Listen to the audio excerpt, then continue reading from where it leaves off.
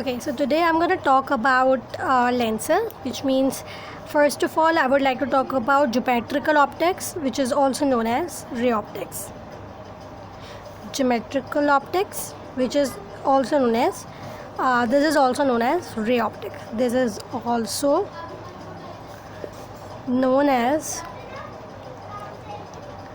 ray optics.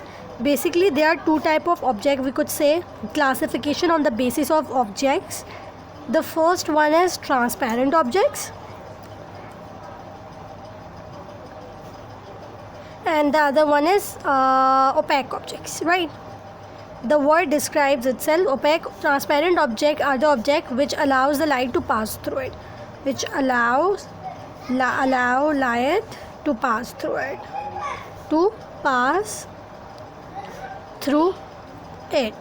But if we talk about the other hand, opaque object, these are the object that does not allow, I would say that which do not allow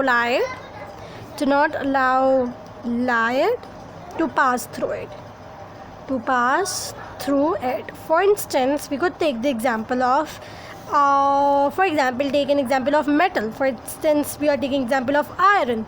If you place the iron, for instance, this is the iron now, you have taken a slide from any source or a torch or anything. When you are going to pass the light, you will observe the shadow behind it, because it does not allow the light to pass through it.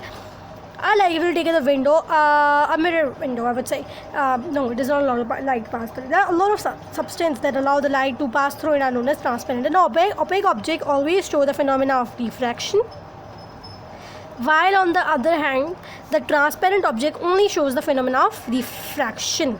Now, what is mean by reflection and what is mean by refraction, that we'll be discussing. We all will be discussing later on, right? Now, I'm talking about type of lenses. Now, what is types of lenses? Now, talking about types of lenses, right? So, there are basically two type of lenses. One is concave lenses, while on the other hand is convex lenses. Now, what is convex and concave lenses? Let's talk about convex lenses and its complete cases. Convex lenses. The name describes itself. First of all, it's something like this. So one thing that you have an idea that it is thick at center and thin at edges. Thick at center and thin at edges, right? Then the second thing is that it is converging mirror.